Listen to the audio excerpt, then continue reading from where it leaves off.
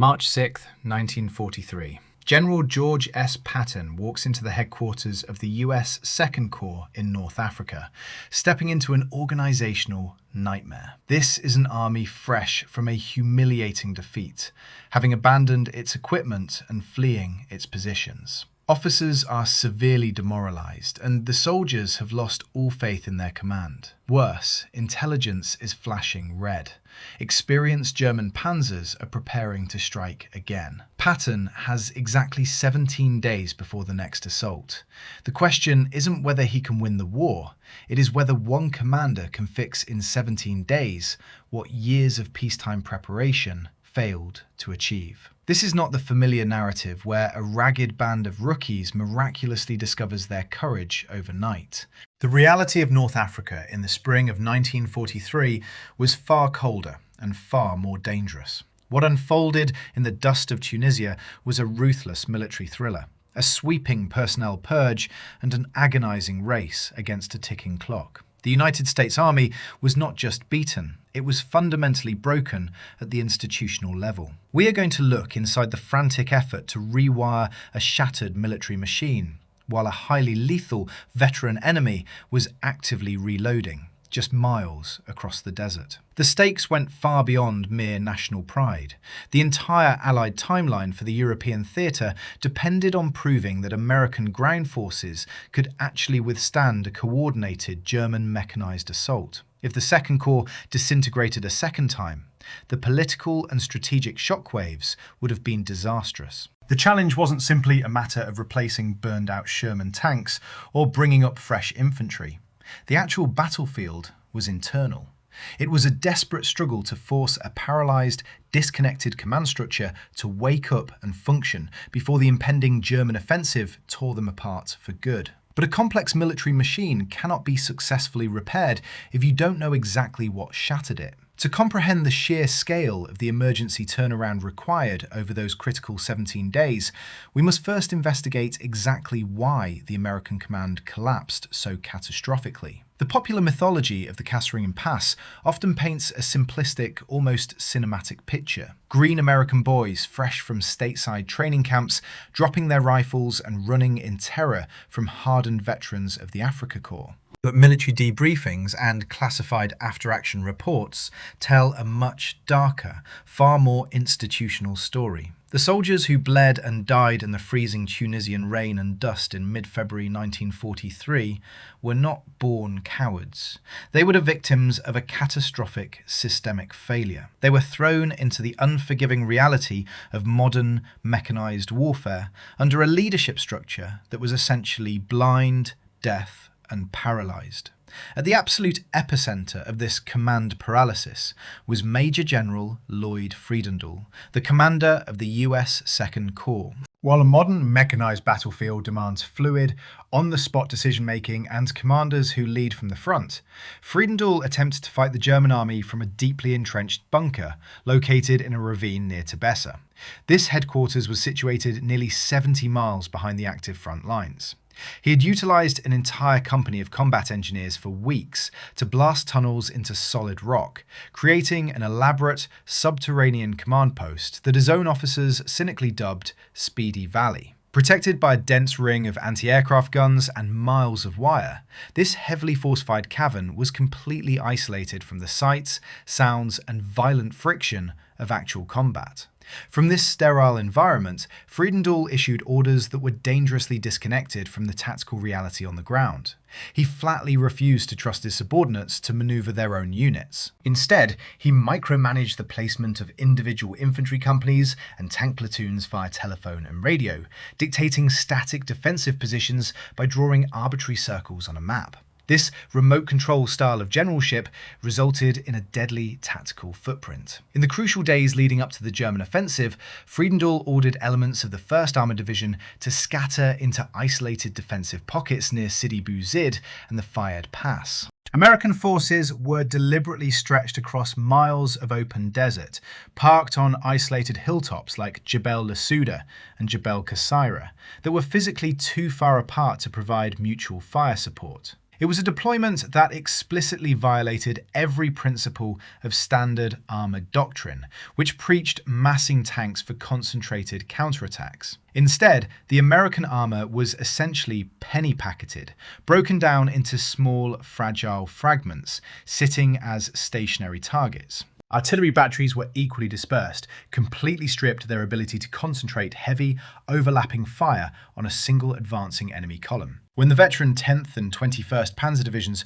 finally struck these isolated positions on February 14th, the American command structure instantly shattered. Because units were so geographically disjointed, field communications broke down within hours. Fragile telephone wires were immediately severed by German artillery fire, and early World War II field radios struggled to transmit over the vast distances and the iron-rich mountainous terrain. Platoon leaders and company commanders found themselves fighting completely alone in the desert, unable to call for armoured reinforcements or coordinate artillery barrages. Adding to the chaos on the ground, air-ground coordination was virtually non-existent. American infantrymen looked up from their foxholes to find the sky dominated by German Stuka dive bombers. Allied aircraft were either tied down elsewhere, grounded by weather, or fundamentally unable to communicate directly with ground controllers to target the advancing panzer columns. It was a complete disintegration of combined arms warfare. When Fredendall did manage to communicate with the front, his orders were notoriously cryptic and unhelpful.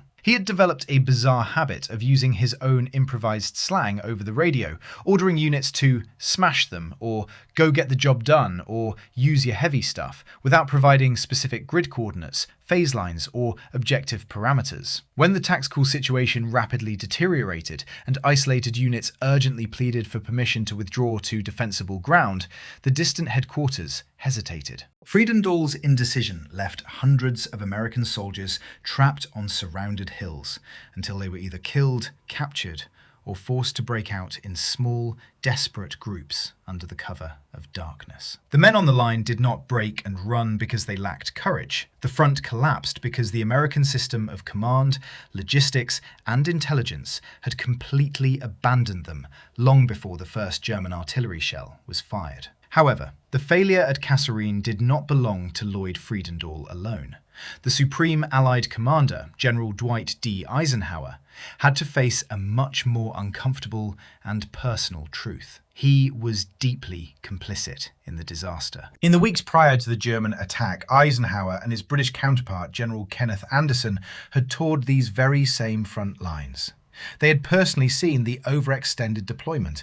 They had recognised that the Second Corps was stretched dangerously thin, attempting to cover a massive geographic front while haphazardly integrating with poorly equipped French colonial troops and overcommitted British forces. Eisenhower had clearly recognised the tactical danger of leaving American armour sitting in static, isolated positions, vulnerable to a concentrated armoured thrust. Allied intelligence at the highest levels had also failed, actively downplaying reports of a massive Axis build-up. Yet, burdened by complex alliance politics, logistical nightmares, and a fatal hesitation to aggressively overrule his subordinate commanders, Eisenhower had ultimately approved the risky deployment. He allowed a flawed defensive geometry to remain in place, quietly hoping the Germans would not strike where the Allied line was at its weakest. It was a massive strategic gamble, and the young soldiers of the Second Corps paid for that gamble in blood. On February 25, 1943, as the smoke finally cleared over the Kasserine Pass, Eisenhower travelled back to the front to inspect the shattered remnants of the Second Corps. The desert landscape was a graveyard of American military hardware, littered with the charred hulls of Sherman tanks, abandoned half-tracks, and the hastily dug graves of American servicemen. What Eisenhower found among the exhausted survivors was not a lack of fighting spirit, but a profound, corrosive lack of leadership. He spoke with frontline officers who had not seen a senior commander in weeks. He observed units that had lost all basic military discipline, men wandering aimlessly without helmets, vehicles parked without camouflage, a general atmosphere of pervasive defeatism. The intelligence network had failed to predict the weight of the German blow. The logistics network had failed to supply the retreating units with fuel or ammunition, and the command network had fundamentally failed to maneuver them to safety. For Eisenhower, the tour of the ruined front was a bitter, deeply sobering confrontation with his own misjudgment. He realised that the American army in North Africa was suffering from an acute institutional disease. You could not simply replace the destroyed tanks, send in fresh infantry replacements from the States, and expect a different outcome against the Wehrmacht. The entire organisational culture of the Second Corps, its sluggish staff work, its broken communication protocols, its tolerance for absentee leadership, was fundamentally rotten. With military intelligence already warning that the German forces were regrouping and preparing for another mechanised thrust toward El Guettar, the clock was rapidly winding down. Eisenhower knew that retraining tens of thousands of men in the middle of an active war zone was a logistical and physical impossibility. Faced with a total systemic collapse and a rapidly closing window of time, the High Command arrived at a cold, necessary conclusion. Saving the American army in North Africa required an immediate and brutal amputation at the very top. On March 6, 1943, Eisenhower's decision arrived at the Second Corps headquarters with the force of a sudden artillery strike. Lloyd Fredendall was relieved of command. In his place, Eisenhower installed Major General George S. Patton, a cavalryman who understood that an army unable to function as a disciplined organism in camp would instantly shatter under the stress of a panzer assault. The handover triggered an immediate, brutal countdown. Intelligence indicators strongly suggested that elements of the 10th Panzer Division, the very same veterans who had just torn through American lines, were already manoeuvring for a new offensive toward El Guettar. Patton had exactly 17 days to rebuild a broken corps. He did not arrive as a magical saviour dispensing tactical genius. He arrived as a calculated psychological shockwave designed to violently disrupt a toxic military culture. The environment he inherited was a graveyard of military discipline. Retreating soldiers had abandoned equipment in the desert. Vehicles were scattered without camouflage. Men walked around in mixed, unbuttoned uniforms, many without helmets or weapons. The officer corps, paralysed by Fredendall's remote control command style, was infected with a pervasive, debilitating defeatism. Patton's very first order was a direct assault on the entrenched culture of Speedy Valley. He immediately ordered the Second Corps headquarters to pack up and physically move out of the subterranean bunker system and relocate directly behind the front lines. It was a blunt, unequivocal message. The era of fighting the war over telephone wire from a 70-mile distance was dead. If the infantry was going to bleed in the mud and dust, the command staff was going to feel the same weather, hear the same artillery, and share the exact same tactical risk. With the headquarters physically unmoored from the rear, Patton initiated a relentless, grueling inspection regime. He was suddenly everywhere, riding through bivouacs, appearing unannounced at supply dumps, and walking the defensive lines. His famously explosive temper and draconian enforcement of uniform regulations, imposing massive fines for unbuttoned chin straps, missing leggings, or officers caught without their helmets, were heavily criticised at the time as eccentric grandstanding. But it was a highly deliberate, aggressive, psychological operation. Patton understood that the chaos of Kasserine had fundamentally severed the chain of obedience. When an army is in full retreat, basic orders become suggestions. By enforcing trivial, seemingly microscopic regulations with terrifying strictness, Patton was forcing the American soldier to remember what it felt like to instantly, automatically obey a command. If an officer could not enforce the simple act of making a private wear a helmet in a quiet staging area, that same officer would be entirely incapable of forcing a terrified platoon to hold a ridgeline when German tanks appeared on the horizon. Relocating the headquarters and terrorising the staff into buttoning their shirts was the visible shock to the system. But it was only the beginning. As the clock ticked down from 17 days, the real, grueling work of rewiring the internal machinery of the Second Corps, the broken communications, the fragmented artillery, and the disconnected intelligence networks, had to begin before the German armour returned. The visible shock to the system was just the beginning. The grueling work of rewiring the internal machinery of the United States Army had to happen at a blistering, almost impossible pace. Patton did not simply yell at his officers. He surgically removed the deep-seated infection of incompetence that had paralysed the command structure. If a battalion commander hesitated during an inspection, If a logistics officer could not instantly account for his reserve fuel and ammunition, or if a captain made excuses for his men's lack of tactical readiness, they were instantly gone. There were no second chances, no polite warnings, no reassignments to a quiet rear echelon sector, and no administrative delays. Officers who had spent years carefully climbing the peacetime career ladder were stripped of their commands in front of their peers and ordered to pack their bags by nightfall. This ruthless personnel purge sent a violent shockwave through the entire officer corps. The message was brutally, undeniably clear. The era of the gentleman soldier, of bureaucratic excuses and remote control command, was entirely dead. The era of the wartime executioner had officially begun. But firing incapable leaders was only half the equation. Patton had to rewire the very brains of the enlisted men. The soldiers of the Second Corps were deeply, fundamentally traumatized by the catastrophe at Kasserine. They had seen their friends burn alive inside Sherman tanks. They had been isolated and abandoned by their own leadership on freezing mountaintops. In response to this trauma, they had developed a cynical, survivalist apathy. They slouched, they ignored uniform regulations, they walked around without weapons, and they treated military courtesy as an absolute joke. Patton's answer was to wage a relentless psychological war on his own troops. He implemented regulations that seemed borderline insane for an active combat zone. He demanded that every single soldier wear a heavy, uncomfortable steel helmet at all times, whether they were digging a trench, using the latrine, or eating chow. He required neckties to be tucked in, chin straps to be securely fastened, and canvas leggings to be perfectly laced.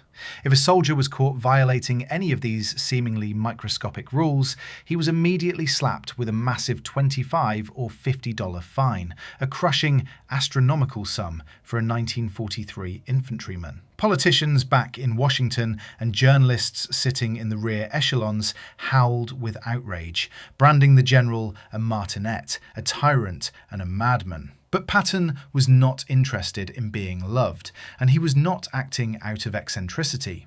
He was engineering a highly calculated psychological reset.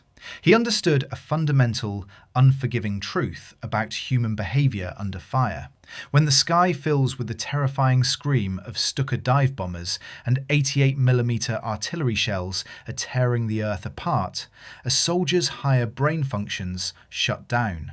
Conscious thought entirely vanishes. The only thing that remains to keep a man from breaking is muscle memory and deeply ingrained instinct. If a soldier's instinct in a quiet, safe staging camp is to ignore a direct order to button his shirt because he finds it inconvenient, his instinct under the deafening terror of a panzer assault will be to abandon his foxhole and run for his life. By forcing these exhausted men to obey seemingly pointless, annoying rules, Patton was violently reinstalling the habit of unquestioning obedience. He was making compliance an automatic reflex. A unit that could not maintain the discipline of a straight line outside the mess hall would never hold a defensive line against a coordinated German armoured spearhead. The fines, the shouting, and the endless grueling inspections were a brutal mechanism designed to fuse the shattered fragments of the Second Corps back into a single, functional weapon. But discipline alone cannot stop a tank. 12 days until the projected German offensive. The countdown was echoing through the command tents, pushing the staff to the absolute edge of human endurance. While the frontline troops grumbled bitterly about their heavy helmets and strict fines, the true revolution was happening completely out of their sight, deep inside the headquarters infrastructure. The nervous system of the American army had been painfully sluggish, almost comatose under the previous command. During the Kasserine battle, the command post operated like a broken, disconnected switchboard. A forward cavalry reconnaissance unit might spot a German column kicking up dust on the horizon, but that vital report would sit on a desk for hours. It would get routed to the wrong intelligence department, or be ignored entirely because it did not fit the general's preconceived defensive notions. By the time the warning finally reached the frontline infantry, they were already under direct fire. Patton tore this bureaucratic nightmare apart with zero hesitation.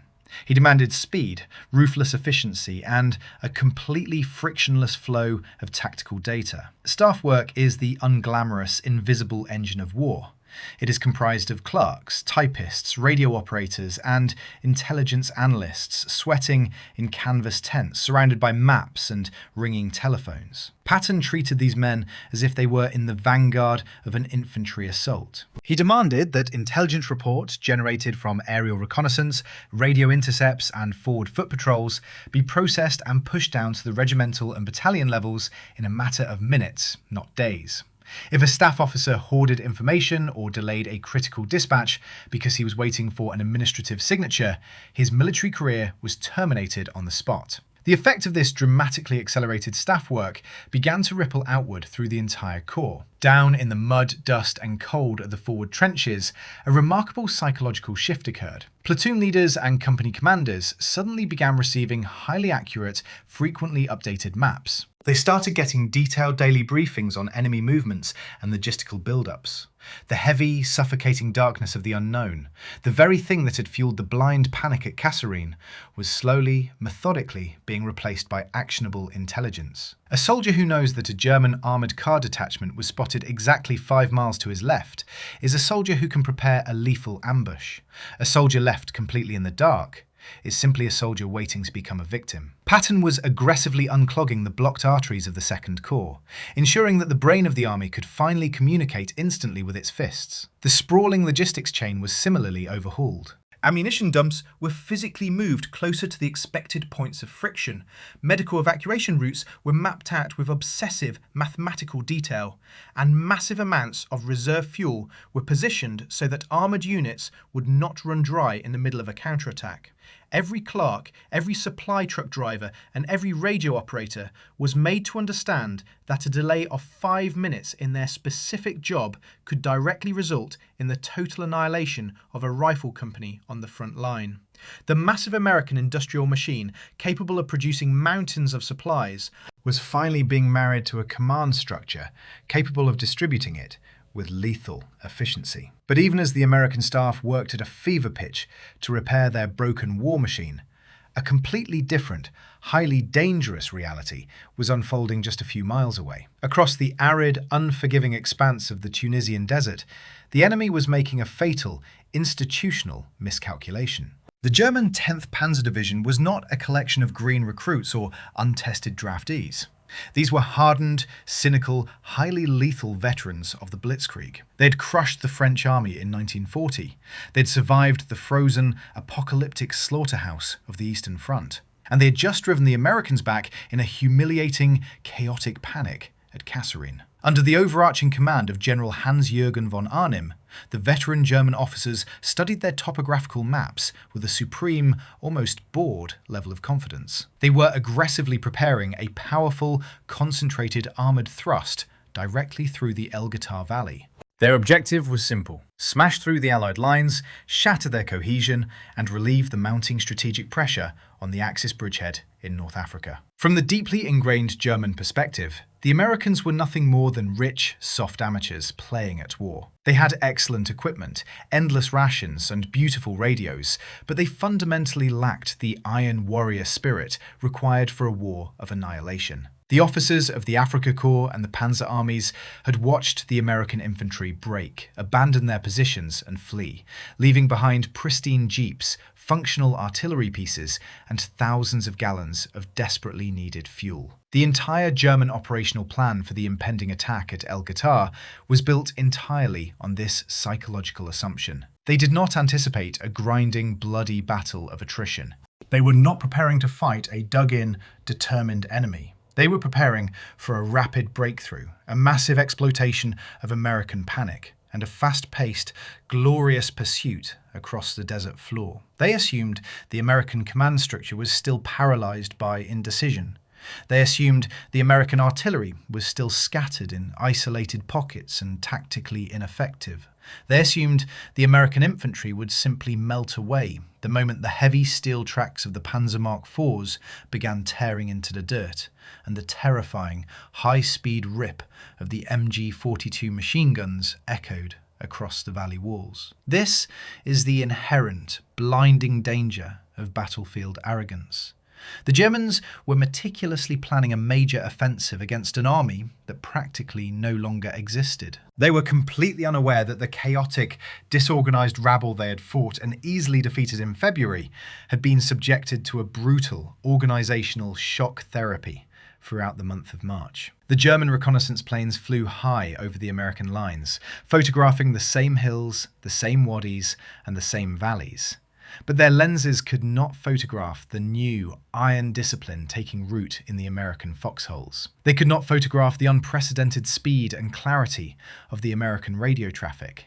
And most importantly, they could not photograph the lethal, mathematical new geometry of the American big guns. 7 days until the attack. With time running out, Patton shifted his intense, terrifying focus to the single most destructive operational asset the United States Army possessed, its artillery. The American 105mm and 155mm howitzers were absolute engineering marvels, highly accurate, mechanically reliable, and capable of firing massive, sustained amounts of high explosive. But at Kasserine, they had been deployed with baffling incompetence, treated like a handful of individual snipers. The previous command had placed a battery here, a battery there, leaving them isolated on remote hilltops, completely unable to support one another with overlapping fire. When the veteran German tanks rolled through the passes, they simply bypassed these scattered guns or overwhelmed them one by one in isolated firefights. Patton and his senior artillery commanders knew that artillery is not a shotgun. It is a heavy sledgehammer, and it only works if you swing all the weight at exactly the same time onto the exact same point. In these critical, frantic final days, the 2nd Corps artillery underwent a radical, systemic tactical evolution. The concept of massed fire, specifically the time on target or TOT barrage, was violently and obsessively drilled into the American gun crews. The math and physics required to pull off this tactic were incredibly complex and unforgiving. It required taking 3, 4, or even 5 separate artillery battalions, widely scattered across miles of uneven desert terrain, and coordinating their firing times with absolute perfection. The ultimate goal was to ensure that every single high-explosive shell from every single gun, regardless of its physical distance from the target, would arc through the sky and detonate on the exact same enemy grid coordinate at the exact same split second. But to achieve this devastating, synchronized concentration of fire, the artillery desperately needed eyes. The forward observers, the young lieutenants and sergeants directly responsible for calling in the artillery strikes, were pushed aggressively out of the safety of the rear command posts. They were sent crawling into the dirt, forced up to the highest, most exposed observation points directly alongside the frontline infantry companies. Miles of heavy communication wire were hastily laid across the jagged, rocky ground, physically connecting these forward eyes to the fire direction centres in the rear. Radio discipline was tightened to a razor's edge to prevent the Germans from jamming or intercepting the fire missions. The forward observers ruthlessly practiced calling in precise grids, adjusting fire and shifting targets with terrifying speed. The artillerymen in the rear echelons worked until they were physically exhausted, practicing the synchronized loading, aiming, and firing sequences over and over again. They learned to rapidly factor in wind speed, barometric pressure, air temperature, and the specific burn rate of their powder bags. They were no longer fighting as individual isolated gun crews hoping to hit a target. They were being forged into a single, massive, interconnected firing system governed by rigid mathematics. If a German armoured column attempted to push through a narrow choke point in the valley, they would not face the sporadic, uncoordinated, and easily ignored shelling they experienced at Kasserine. They would face a sudden, apocalyptic storm of steel, orchestrated with deadly precision, designed to obliterate an entire grid square in a heartbeat. The immense American firepower was finally waking up and learning how to punch, but a heavy hammer is entirely useless without a solid anvil to strike against. 48 hours. The clock was almost out. The final critical phase of Patton's frantic 17-day overhaul was the complex integration of the ground forces. The infantry, the dedicated anti-tank units, and the armoured reserves had to be seamlessly woven into a rigid, unbreakable defensive wall.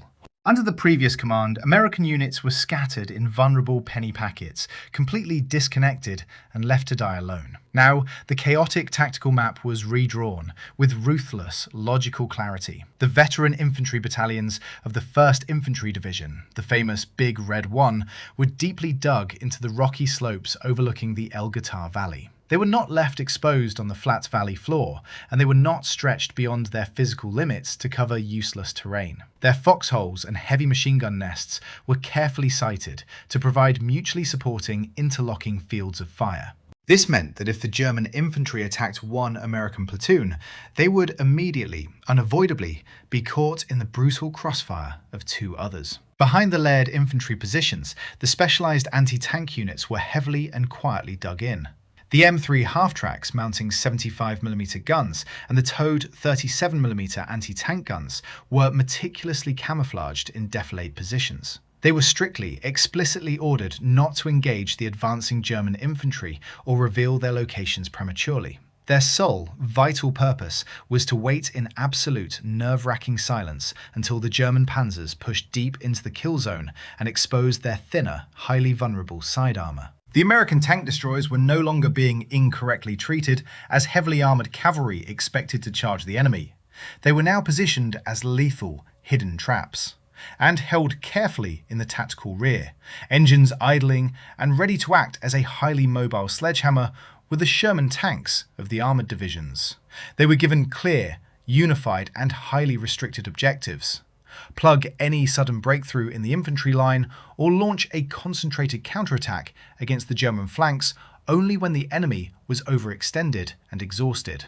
Every single soldier, from the lowest frontline rifleman clutching an M1 Garand to the battalion commanders monitoring the radio nets, finally understood their specific, vital job in the larger machine. The infantry knew with absolute certainty that the armour was not going to abandon them in the middle of a firefight. The armour knew the infantry would hold the line and protect them from enemy anti-tank teams. The artillery knew exactly where everyone was, ready to drop a curtain of high explosives on command.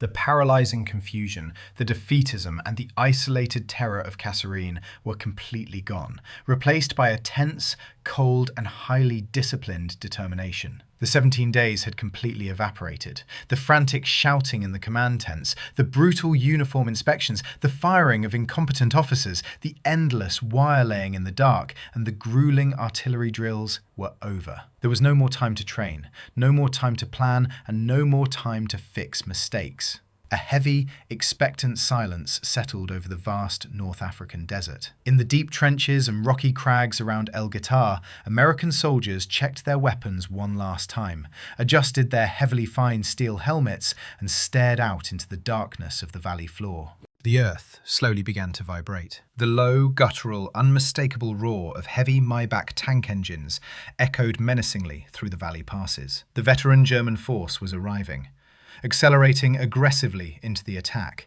fully expecting the American line to immediately shatter into a chaotic, screaming rout. They had absolutely no idea that the fundamental rules of the game had completely changed. But as the low rumble of those Maybach engines vibrated through the floor of the Guettar Valley on the morning of March 23rd, it is crucial to strip away the thick layers of post-war mythology. The impending clash was not a cinematic personal duel between 2 legendary generals, carefully matching wits across a sandbox. Despite the popular narratives that would later emerge, Field Marshal Erwin Rommel, the fabled Desert Fox, was not sitting in a command half-track on the other side of the ridge.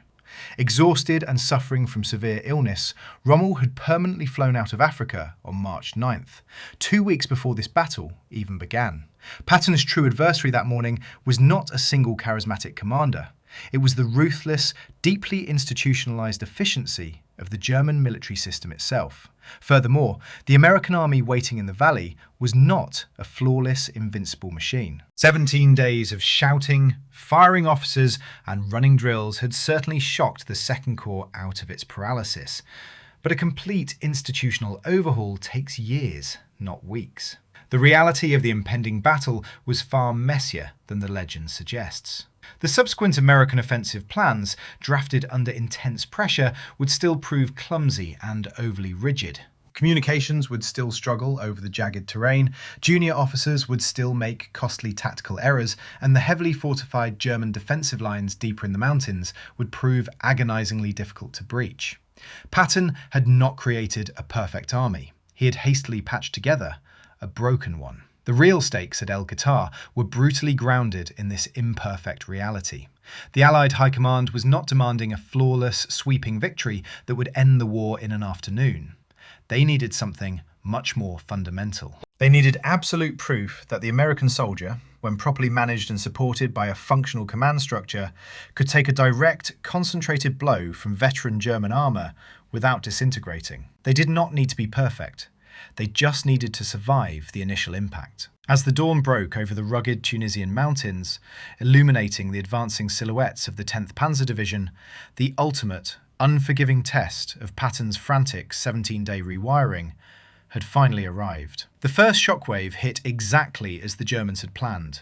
At 6 a.m, the vanguard of the 10th Panzer Division surged out of the morning mist, driving hard into the Guettar Valley. Dozens of Panzer IVs, supported by half-tracks full of veteran Panzer Grenadiers, accelerated toward the American lines. This was the exact same tactical scenario that had triggered the catastrophic collapse at Kasserine just a month earlier. The German commanders, peering through their binoculars, anticipated the familiar, satisfying sight of American infantry breaking cover and fleeing toward the rear, abandoning their heavy weapons in a blind panic. But the panic never came. Instead of a scattered, uncoordinated rabble, the German spearhead crashed headlong into Patton's newly imposed discipline. The men of the 1st Infantry Division stayed in their deep foxholes. When the leading panzers attempted to manoeuvre, they suddenly found their tracks blown off. The valley floor, unlike the open avenues of Kasserine, had been heavily and meticulously mined by American combat engineers during those frantic 17 days. The German armour, violently stripped of its momentum, was forced to slow down and bunch up to navigate the narrow, cleared paths. This was exactly what the American anti-tank units had been waiting for in agonising silence. As the panzers exposed their thinner side armour, trying to bypass the minefields, the camouflaged M3 half-tracks and towed 37mm guns finally opened fire. The valley erupted. The hidden American positions took brutal, punishing return fire from the German tanks. But this time, the anti-tank crews did not break. They absorbed the hit, held their ground, and continued to pump armour-piercing rounds into the halted German columns. The infantry, confident that the armour and artillery were watching their backs, laid down a withering crossfire from their interlocking positions, pinning the Panzer Grenadiers to the dirt. But the true revelation of the morning came from the rear echelons. The American forward observers, now positioned directly on the front lines and connected by reliable wire, instantly recognised the bunched-up German armour as a prime target. They called in the fire missions. This time, there was no bureaucratic delay, no confused radio chatter, and no scattered, isolated shelling. The newly synchronised American artillery batteries executed the time-on-target barrages they had relentlessly drilled for 2 weeks. Dozens of 105mm and 155mm howitzers, miles apart, fired with mathematical precision. The high-explosive shells arced across the sky and detonated on the German grid coordinates simultaneously. The effect was apocalyptic. The concentrated steel rain tore through the stalled panzer columns, obliterating tanks, shredding half-tracks, and decimating the German infantry. Inside the German command vehicles, the arrogant confidence of the morning evaporated into severe, undeniable alarm. This was not the army they had fought at Kasserine. The American lines were holding. The anti-tank fire was lethal and disciplined, and the artillery was falling with a speed and concentrated fury they had rarely encountered. As the morning wore on and the casualties mounted disastrously, the 10th Panzer Division was forced to do something it had not anticipated. It halted its advance, slowly ground into reverse, and began to pull back from the valley floor. The American line had bent under the tremendous weight of the German steel, but it had not broken. The true victory of Guettar was not the destruction of the panzers. It was the absolute proof that the 17 days of institutional rewiring had actually worked. As the smoke cleared over the shattered remains of the 10th Panzer Division and the surviving German armour limped back into the mountains, the true significance of Guettar began to crystallise. The ultimate American weapon deployed in that valley was not the massive output of Detroit's factories, the steel of the Sherman tanks, or even George S. Patton's terrifying explosive persona. The most lethal asset the United States Army possessed in the spring of 1943 was the High Command's brutal capacity to acknowledge its own catastrophic failure, instantly fire an inadequate general, and translate a humiliating tactical defeat into immediate, systemic organizational change. If you place Kasserine and Guettar side by side, the contrast is stark and defining. In February, the American command structure was a hollow shell.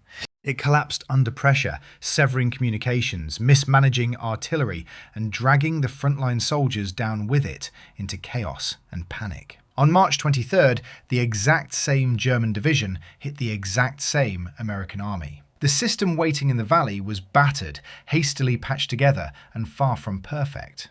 But it had been fundamentally rewired to function under extreme stress. It absorbed the blow, distributed the shock, and held firm. The 17-day countdown had achieved its singular, vital purpose. Eisenhower's gamble to surgically remove Lloyd Fredendall and inject Patton into a dying organization had worked. Patton was not given 17 days to teach the Americans how to win the war. First, he had to teach them how not to run.